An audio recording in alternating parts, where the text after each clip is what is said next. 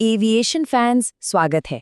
आज हम एक ऐसी जगह के बारे में बात करने वाले हैं जो सिर्फ हवाई जहाज पकड़ने का ठिकाना नहीं है, बल्कि अपने आप में एक जीवंत, सांस लेता हुआ, चलता फिरता शहर है।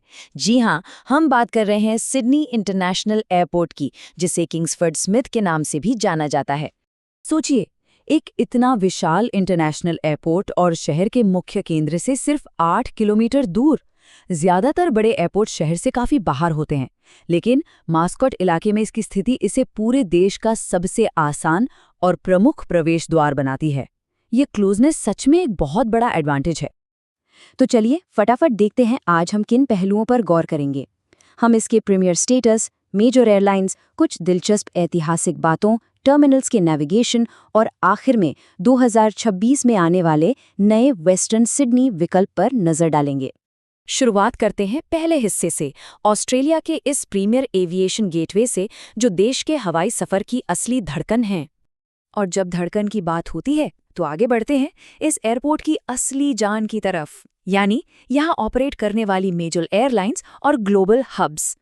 देखिए, किसी भी एयरपोर्ट का रुतबा इस बात से तय होता है कि वहां से कौन उड़ रहा है। क्वांटास के लिए तो ये उनका प्राइमरी ग्लोबल हब ही है, एक बिल्कुल स्ट्रेटेजिक होम बेस।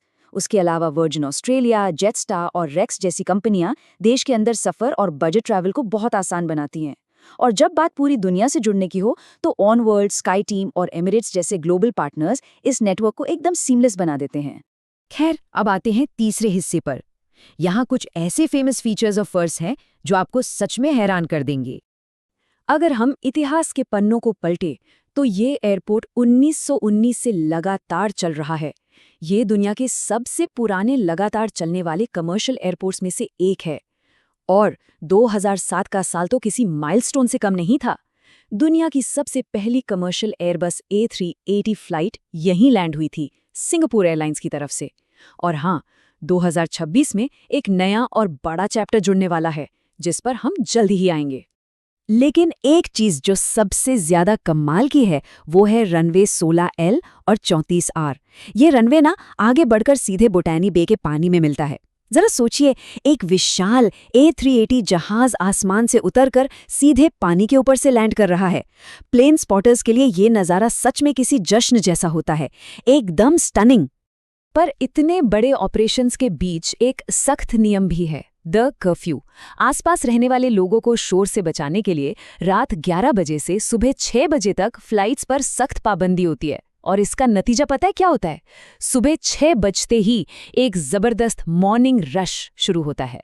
आसमान में इंतजार कर रही दर्जनों फ्लाइट्स एक के बाद एक तेजी से लैंड करती हैं। ये टाइम और कोऑर्डिनेशन का एक बेहतरीन उदाहरण है। तो चलिए अब इस मेगा स्ट्रक्चर के अंदर चलते हैं और बात करते हैं इसके चौथे पहलू की, पैसेंजर टर्मिनल्स को नेविगेट करना। यहाँ टर्मिनल्स का बंटवारा बहुत सटीक तरीके से किया गया है।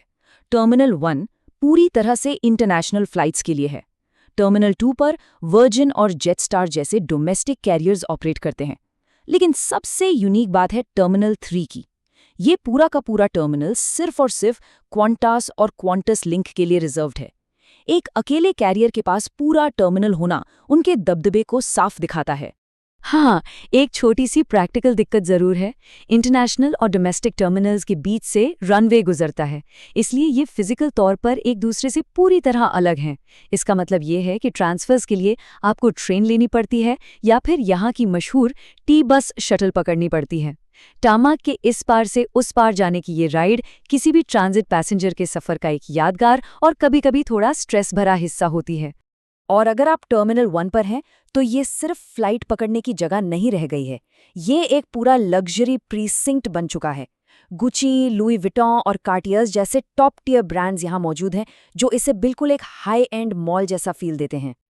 ओके, अब आते हैं आज की चर्चा के आखिरी और सबसे इंटरेस्टिंग ट्विस्ट पर, एक नए खिलाड़ी की एंट्री, यानी 2026 में आने वाला वेस्टर्न सिडनी ऑल्टरनेटिव।